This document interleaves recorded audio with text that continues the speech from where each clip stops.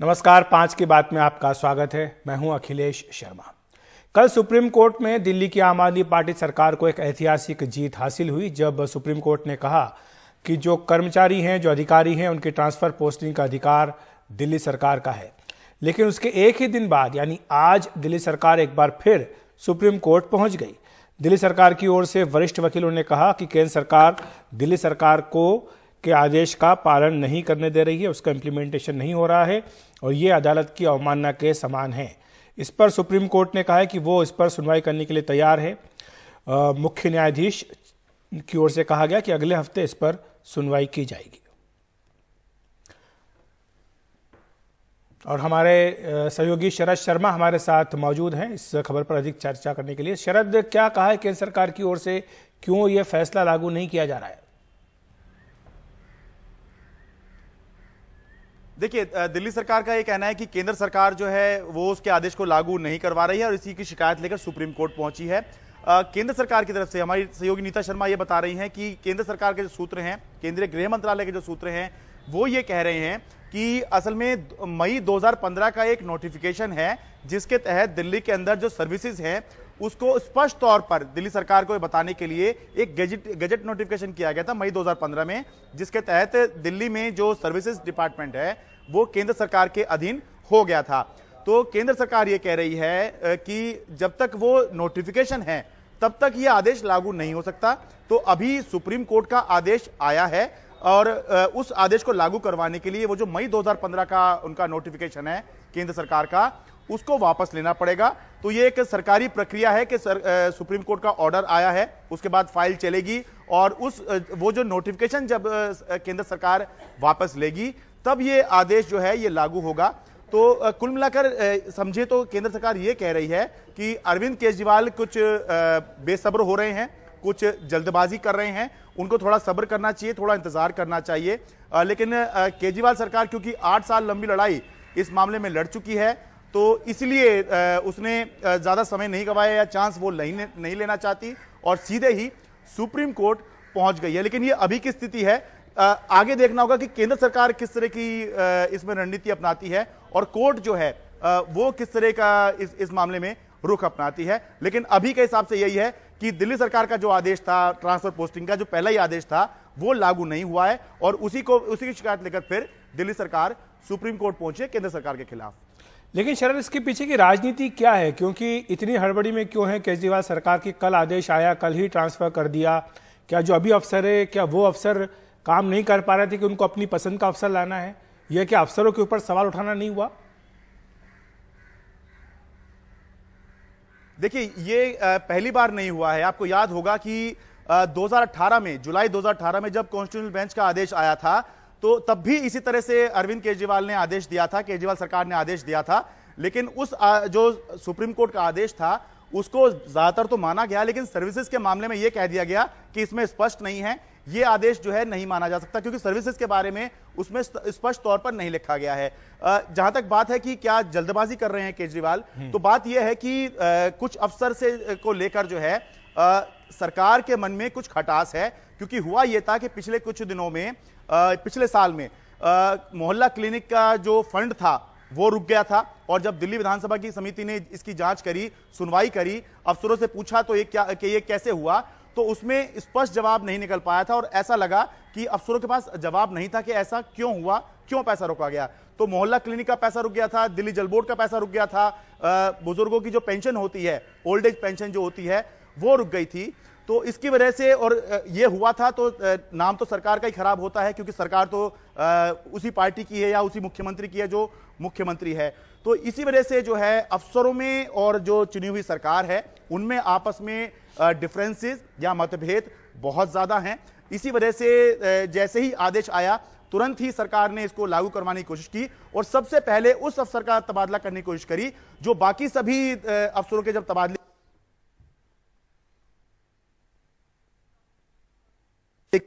वो जो नोटिफिकेशन है वो वही डिपार्टमेंट निकालेगा, नहीं सर्विस डिपार्टमेंट। ये अगर शरद, आपकी आवाज हम तक ठीक से नहीं पहुंच पा रही है, बहरहाल हम इसको दुरुस्त करने का प्रयास करेंगे। तमाम इस जानकारी के लिए आपका फिलहाल शुक्रिया। बढ़ते हैं अगली खबर की ओर। अगली खबर मुंबई से आ रही है, जहां पर महाराष्ट्र सरकार ने मुंबई के पूर्व पुलिस आयुक्त परमबीर सिंह के निलंबन के आदेश को वापस ले लिया है। दिसंबर 2021 में सरकार ने उन्हें निलंबित कर जांच का आदेश दिया था। परमबीर सिंह 3 जून 2022 को रिटायर हो चुके हैं। अब निलंबन अवधि को ड्यूटी पर माना जाएगा। अब रिटायर के बाद की सभी सुविधाएं भी परमबीर सिंह को मिलेंगी।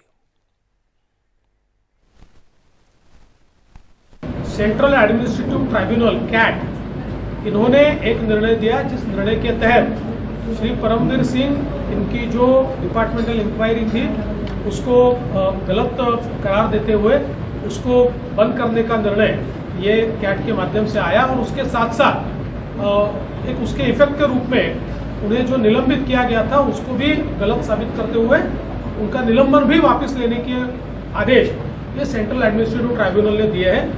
उसी के अनुसार ये निर्णय लिया गया।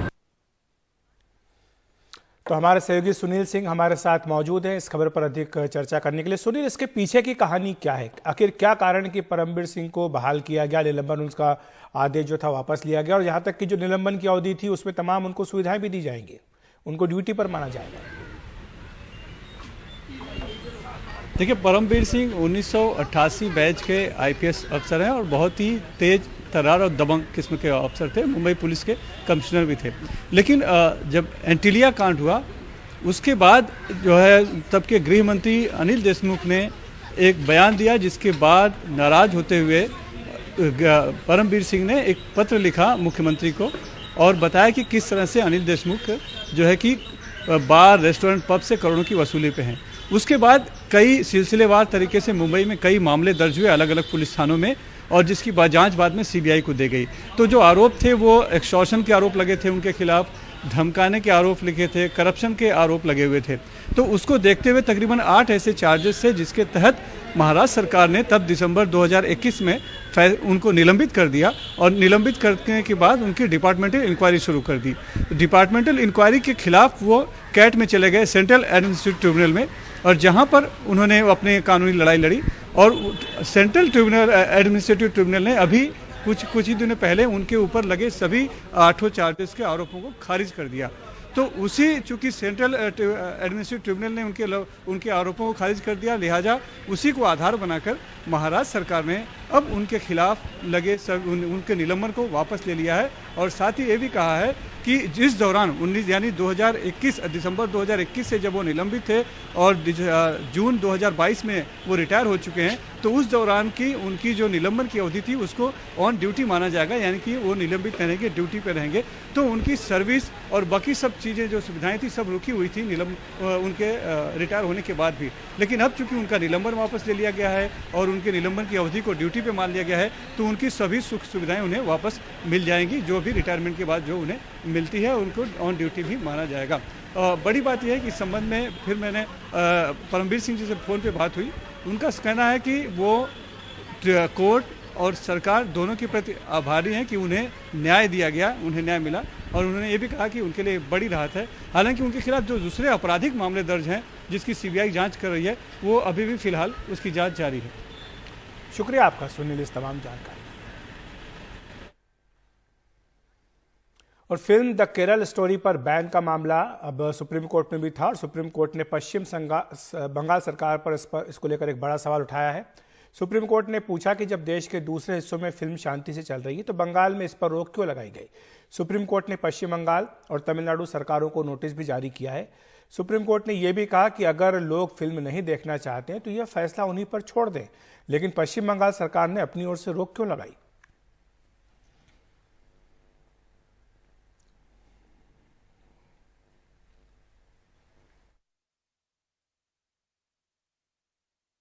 सुप्रीम कोर्ट ने केवल नोटिस इशू की है और वेस्ट बंगाल और तमिलनाडु को कहा है कि आप रिप्लाई फाइल कर लीजिए। बिल्कुल यही कहा कि अगर बाकी स्टेट्स में रन हो रही है तो वेस्ट बंगाल में क्यों नहीं। हमको तो ये उम्मीद है कि हमारी फिल्म चले, बस यही उम्मीद है।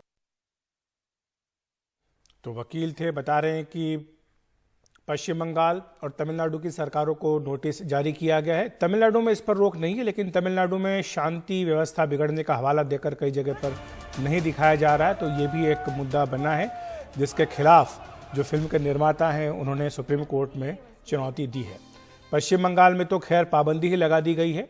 खुद मुख्यमंत्री ममता बनर्जी ने इसका ऐलान किया था कि पश्चिम बंगाल में ये फिल्म नहीं दिखाई जाएगी। उसके बाद पश्चिम बंगाल सरकार की ओर से इसके लिए बाकायदा नोटिफिकेशन भी जारी कर दिया गया था। इसके विरोध में फिल्म के जो निर्माता निर्देशक हैं उन्होंने इसको चुनौती दी है और आज सुप्रीम कोर्ट में इसकी सुनवाई हुई।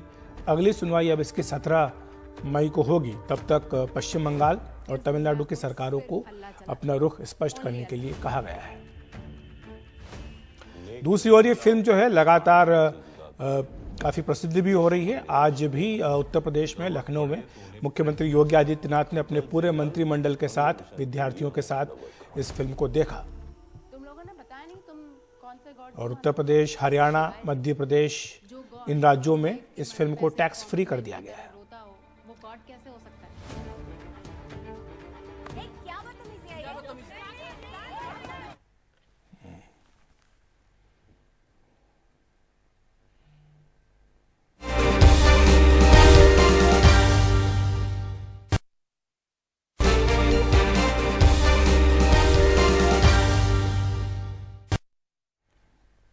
तो इस वक्त एक बड़ी खबर आ रही है। वाराणसी में विवादित ज्ञानव्यापी परिसर में मिले शिवलिंग के दावे के मामले में इलाहाबाद हाईकोर्ट का एक बड़ा फैसला आया है।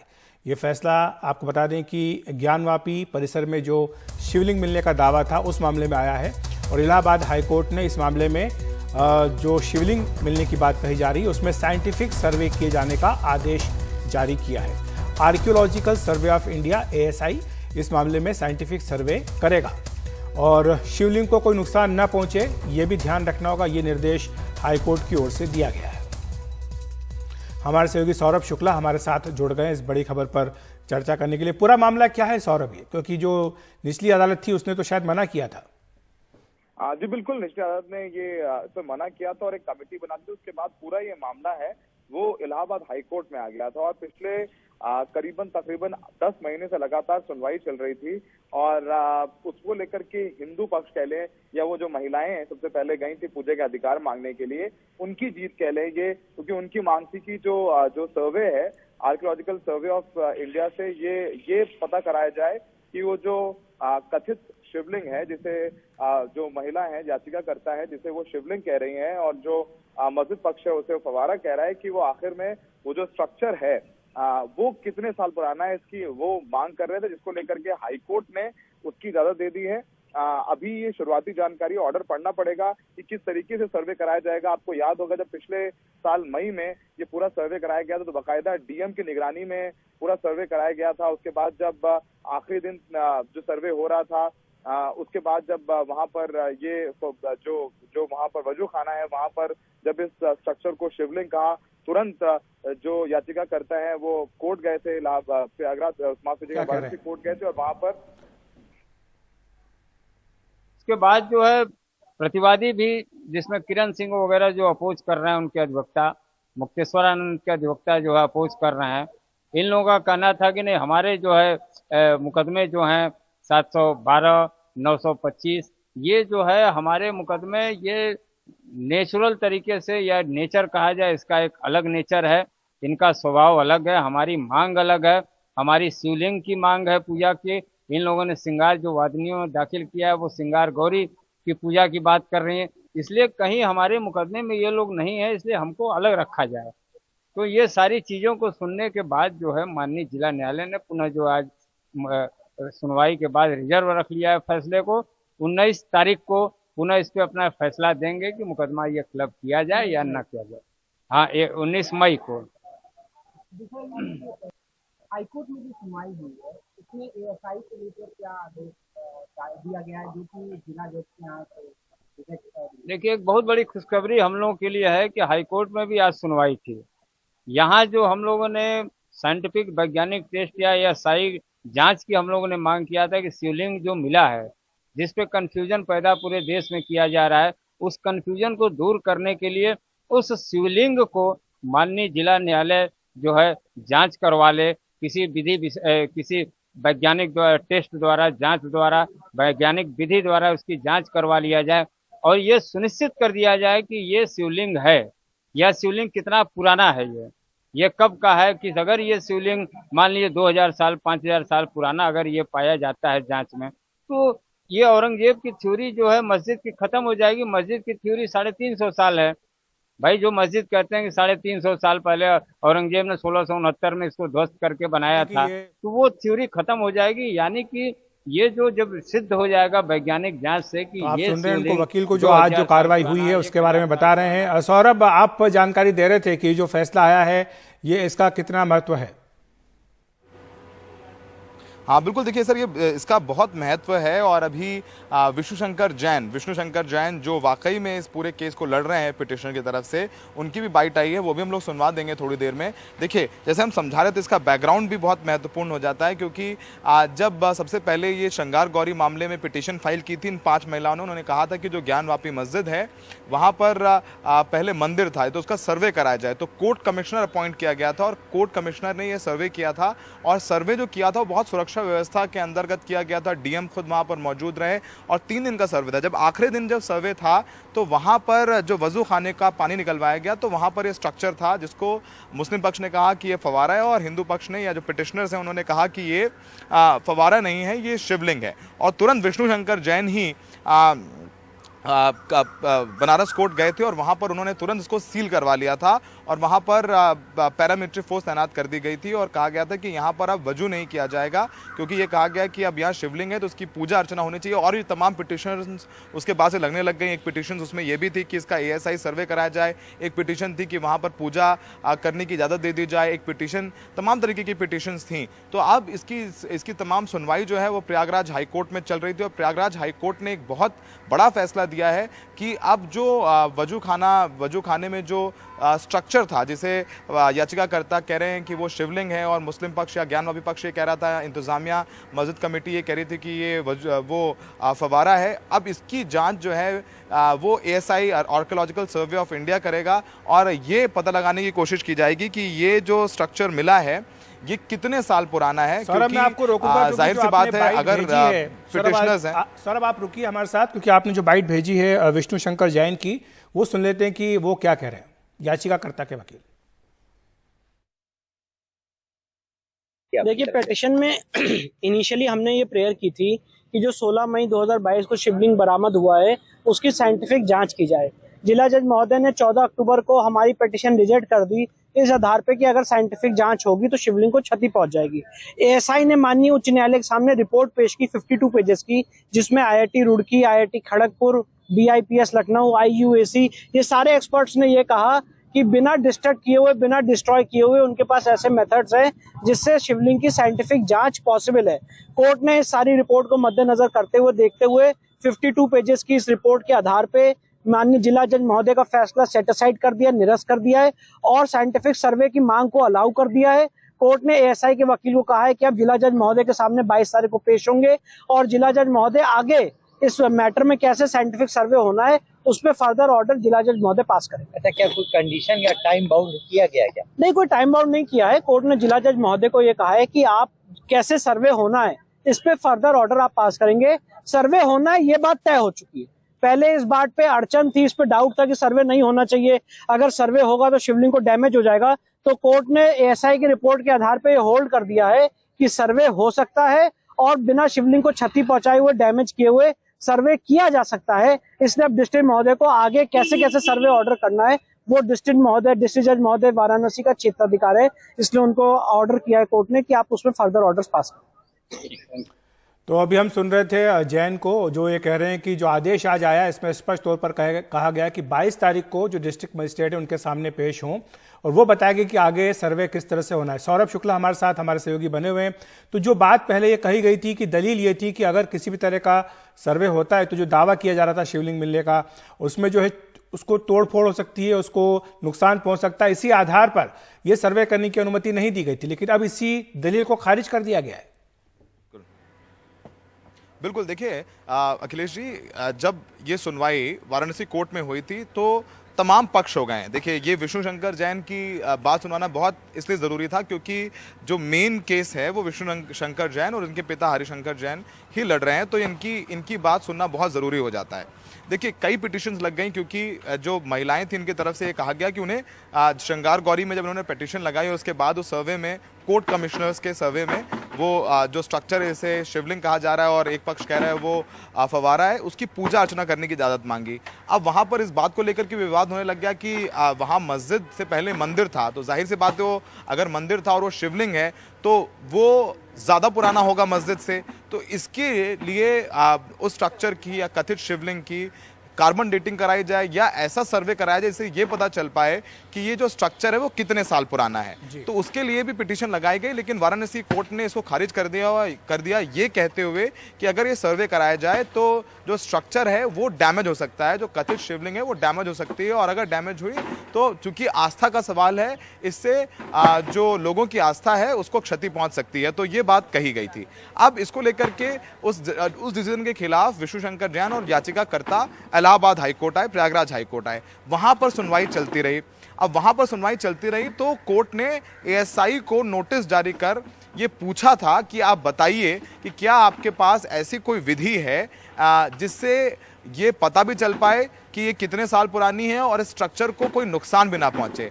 उस पर सीलबंद लिफाफे में आर्कियोलॉजिकल सर्वे ऑफ इंडिया ने अपनी रिपोर्ट प्रयागराज हाईकोर्ट में दाखिल की थी, जिसमें एएसआई ने ये कहा कि उनके पास ऐसे मेथड्स हैं जिससे स्ट्रक्चर को बिना नुकसान पहुंचाए वो पता कर सकते हैं कि ये स्ट्रक्चर कितने साल पुराना है, इसकी संरचना क्या है, किस तरीके से बना हुआ है, क्या धातु का है या पत्थर का है। तमाम सवालों के जवाब वो दे सकते हैं बिना स्ट्रक्चर को नुकसान पहुंचाए बिना। तो अब इसको लेकर के प्रयागराज कोर्ट ने इजाजत दे दिया है, इलाहाबाद हाईकोर्ट का आदेश है। अब देखना होगा कि इंतजामिया पक्ष क्या इस आदेश के खिलाफ सुप्रीम कोर्ट जाता है, ये भी अब पता चल जाएगा कुछ देर में जब इंतजामिया पक्ष अपनी बात रखेगा। लेकिन एक बहुत बड़ा फैसला है, क्योंकि जिस तरीके से आपको याद होगा अखिलेश जी, जब मई महीने में वहां पर ये फैसला आया था, जब कोर्ट कमीशन का सर्वे हुआ था तो काफ़ी जमावड़ा भी रहा था। हम सब लोग तमाम बार वहां जाके रिपोर्ट भी करते रहे, फिर कोर्ट कमीशन की नियुक्ति की गई, उसमें भी पहले विवाद हुआ, उसके बाद बाकायदा डीएम को बोला गया। समझना चाहूंगा कि अब आगे की प्रक्रिया क्या होगी, क्या निर्देश दिए गए हैं हाईकोर्ट की ओर से आगे की प्रक्रिया के लिए। हमने हालांकि वकील साहब को सुना था, वो कुछ इस बारे में बता रहे थे। देखिए, अब अगली सुनवाई इस पूरे मामले में 19 मई को भी है और 22 मई को भी है, क्योंकि कई केसेस चल रहे हैं। अभी ऑर्डर की शुरुआती जानकारी है, डिटेल्ड ऑर्डर अभी अपलोड होगा, अभी अपलोड नहीं हुआ है। जब डिटेल्ड ऑर्डर अपलोड होगा तो ये हमें समझ में आएगा कि ये सर्वे कब से शुरू किया जाएगा, ये टाइम बाउंड सर्वे होगा, इसकी क्लैरिटी अभी नहीं है। लेकिन सर्वे होगा, आर्कियोलॉजिकल सर्वे ऑफ इंडिया, भारतीय पुरातत्व विभाग जो वजू खाने में शिवलिंग का दावा है मिलने का, उसका सर्वे करेगा। ये तय हो गया अखिलेश जी। अब वो कब होगा, कितने महीनों में करना होगा, वो अभी पता चलेगा। ठीक है, बहुत बहुत शुक्रिया। आपके पास आगे भी आते रहेंगे इस खबर पर अधिक जानकारी लेने के लिए सौरभ। फिलहाल इस तमाम जानकारी के लिए बहुत बहुत धन्यवाद। एक बड़ी खबर और आ रही है मुंबई से, जहां पर कि सीबीआई ने पूर्व एनसीबी अफसर समीर वानखेड़े के खिलाफ भ्रष्टाचार का मामला दर्ज किया है। समीर वानखेड़े के बारे में आपको बता दें कि शाहरुख खान के बेटे आर्यन के मामले में इनके ऊपर कई गंभीर आरोप लगाए गए थे और अब इनके खिलाफ सीबीआई ने भ्रष्टाचार का मामला दर्ज किया है और इसके साथ साथ उनके जो मुंबई में घर हैं वहां पर तलाशी भी ली जा रही है। तो ये बड़ी खबर आ रही है मुंबई से समीर वानखेड़े को लेकर। और नारकोटिक्स कंट्रोल ब्यूरो के मुंबई जोन के प्रमुख थे समीर वानखेड़े, और ये विवादों में तब घिरे थे जब शाहरुख खान के बेटे आर्यन को लेकर के इन्होंने कई दावे किए थे, गिरफ्तारी की थी, और इसके बाद जब आर्यन को जमानत मिली थी तब इनके खिलाफ और एनसीबी के खिलाफ कई कड़ी टिप्पणियां अदालत की ओर से की गई थी। और जो एनसीबी की विजिलेंस रिपोर्ट है, विजिलेंस रिपोर्ट के तथ्यों के आधार पर, जो फैक्ट फाइंडिंग रिपोर्ट है एनसीबी की विजिलेंस रिपोर्ट, उसके आधार पर सीबीआई ने यह मामला दर्ज किया है। उनके परिसरों में तलाशी ली जा रही है। साफ सी बात है कि जो अभी इनके ऊपर आरोप लगे हैं वो एनसीबी के यानी विभाग के अपने भीतर ही जो जांच हुई उसके बाद इनके ऊपर आरोप लगे थे, जिसके बाद अब सीबीआई ने भ्रष्टाचार का ये मामला इनके खिलाफ दर्ज किया है और इनके जो तमाम ठिकाने हैं उन पर छापा डाला जा रहा है, उनकी तलाशी ली जा रही है। हमारे सहयोगी मुकेश सिंह सेंगर इस बारे में अधिक जानकारी देने के लिए हमारे साथ जुड़ रहे हैं। मुकेश, ये जो पूरा मामला है इसमें तो जो एनसीबी की अपना खुद का विजिलेंस डिपार्टमेंट था उसी की फैक्ट फाइंडिंग कमेटी के जो सिफारिशें हैं या जो फाइंडिंग्स हैं उसके आधार पर कार्रवाई की जा रही है। देखिए, बिल्कुल समीर वानखेड़े पर सीबीआई ने करप्शन का केस दर्ज किया है। बेसिकली जो एनसीबी की एक कमेटी थी, फैक्ट फाइंडिंग कमेटी थी, उस कमेटी ने काफी लंबे समय से जांच की और जांच के बाद अपनी रिपोर्ट गृह मंत्रालय को सौंपी थी। और फिर गृह मंत्रालय ने ये मामला जो है सीबीआई को सौंपा। और इस जो रिपोर्ट में उनके ऊपर काफी गंभीर एलिगेशन थे कि उन्होंने एनसीबी में रहते हुए, जब वो मुंबई जोन के डायरेक्टर थे एनसीबी के, तो वहां रहते हुए उन्होंने बड़े पैमाने पर पैसा कमाया। इस तरह के एलिगेशन उसमें थे और भी बहुत सारी डिटेल हैं, जिसके बेसिस पर सीबीआई ने समीर वानखेड़े पर केस दर्ज किया है। और केस दर्ज करने के बाद जो उनके ठिकाने हैं वहां पर तलाशी अभियान चलाया है, छापेमारी की है।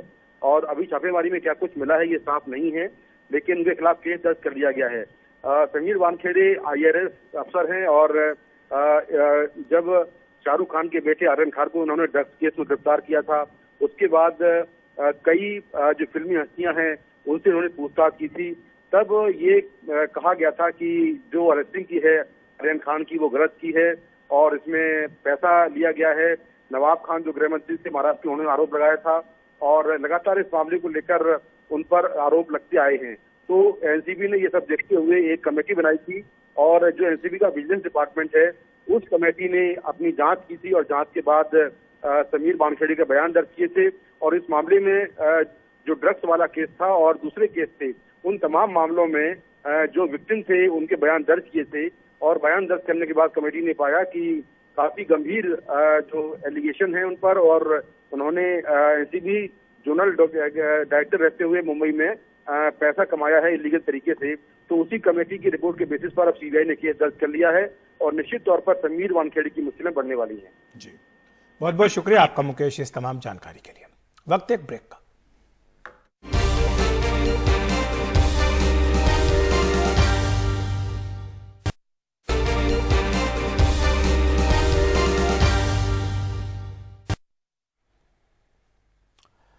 इस्लामाबाद हाई कोर्ट से इमरान खान को 2 हफ्ते की जमानत मिल गई है। अल कादिर ट्रस्ट मामले में उन्हें जमानत मिली है। एनएबी इस मामले में अब इमरान खान को गिरफ्तार नहीं करेगी। इससे पहले आज हाई कोर्ट ने तोशा खाना मामले में इमरान खान को राहत देते हुए उनके खिलाफ आपराधिक मुकदमे की कार्रवाई को आगे बढ़ाने पर चुनाव आयोग को रोक दिया था। इससे पहले कल पाकिस्तान के सुप्रीम कोर्ट ने पूर्व प्रधानमंत्री इमरान खान की गिरफ्तारी को गैर कानूनी करार दिया था। और हमारे सहयोगी कादम्बिनी शर्मा हमारे साथ जुड़ रही हैं इस खबर पर अधिक बातचीत करने के लिए। कितनी बड़ी राहत है इमरान खान के लिए कादम्बिनी, और क्या आगे भी उनकी मुसीबतें चलती रहेंगी या फिर वाकई अब उनको कह सकते हैं कि बहुत बड़ी राहत मिल चुकी है? इस्लामाबाद हाईकोर्ट में उनको सभी केसेस में फ़िलहाल राहत मिल गई है, ज़मानत मिल गई है। और जो अल कादिर केस है उसमें भी कहा गया है कि एनएबी उन्हें अरेस्ट न करे। साथ के साथ एनएबी को एक नोटिस भी जारी किया गया है। उसमें पूछा गया है कि जो इंक्वायरी रिपोर्ट थी इस अल कादिर ट्रस्ट के घोटाले में, आखिर उन्होंने वो क्यों नहीं मुहैया कराई। इसके अलावा उन्होंने जो बाकी जो एप्लीकेशंस डाली है उसकी भी सुनवाई हुई। तो कुल मिलाकर उनको एक बड़ी राहत मिली है, जिस तरह से सभी मामलों में ज़मानत मिली है और जिस तरह से उन्हें अरेस्ट करने से फिलहाल रोका गया है एनएबी को। लेकिन ये कतई नहीं मानना चाहिए कि इससे उनकी जो लीगल परेशानियां हैं वो खत्म हो जाएंगी। कुछ वक्त के लिए ज़रूर रुक गई हैं, लेकिन पाकिस्तान में हम जैसे लगातार देखते हैं अखिलेश की छोटी से छोटी बात के लिए वहाँ पर मुकदमे किए जा रहे हैं। जैसे एक केस जो फाइल हुआ है वो 9 मई की हिंसा को लेकर है, जिसमें मॉब वायलेंस हुआ था, लेकिन उसमें सीधे सीधे तौर पर इमरान खान के खिलाफ कत्ल का केस दर्ज किया गया है। तो इस तरह के अलग अलग केसेस, जैसे 2 और नेता हैं उनके खिलाफ जो मामला दर्ज हुआ है पीटीआई के नेताओं का कि वो कहीं पर खड़े होकर भाषण दे रहे थे और ट्रैफिक जो है वो डिसरप्ट हो गया है। तो भले ही इन मामलों में इमरान खान को जो मामले हैं उसमें ज़मानत मिली हो, लेकिन ये कतई नहीं है कि उनकी परेशानियां बहुत जल्द खत्म हो जाएंगी। ये ज़रूर है कि थोड़ा ब्रीदर मिला है, वो लीगल स्ट्रैटेजी फिर से डिसाइड कर सकते हैं कि आगे उनको क्या करना होगा। लेकिन परेशानियां जो है वो लगातार जारी हैं। लेकिन एक चीज़ इस पूरे मामले से जो हुआ है वो ये है कि ये साफ़ हो गया है कि अगर इमरान खान को जेल में डाला जाता है या किसी और प्रकार से वो जनता के बीच नहीं होते हैं तो सरकार के लिए ये एक समस्या होगी। हमने आज शहबाज शरीफ जो है उन्होंने जो लाइव एड्रेस किया और उसको भी सुना। उन्होंने चीफ जस्टिस पर भी सुप्रीम कोर्ट के सवाल उठाया। उन्होंने इमरान खान को भी कई चीज़ों के लिए जिम्मेदार ठहराया, चाहे आईएमएफ की बात हो या बाकी कोई बातें हो। तो कई चीज़ों को लेकर वो लगातार निशाना साध रहे। तो सियासी उथल पुथल जो है पाकिस्तान में जारी रहेगी और ये जो हुआ है कोर्ट का जो मामला है और जो अरेस्ट करने की कोशिशें हैं वो भी यही लगता है कि आगे किसी न किसी प्रकार से जारी रहेंगी। शुक्रिया आपका कादम्बिनी इस तमाम जानकारी के लिए। वक्त एक ब्रेक का।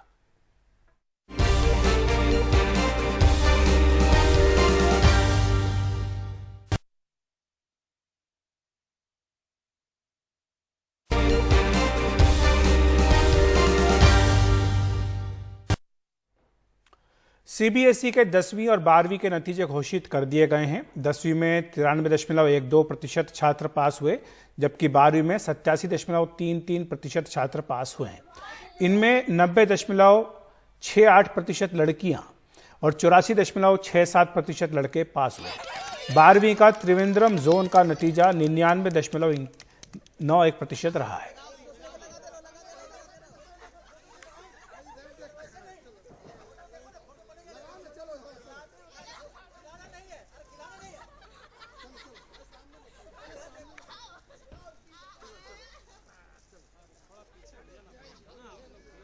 तो बहुत ज़्यादा थी और मार्क्स भी ठीक है, लेकिन और होना चाहिए था। क्या नाम हुआ आपका? अदिति। मेरे को 88% आया, 88% and preparation was okay, like I have given my 100%। It's like कि थोड़ा सा और एक्सपेक्टेशन था। मुझे 92% आए हैं ऑलमोस्ट, और ह्यूमैनिटीज़ में हाईएस्ट मार्क्स है मेरा।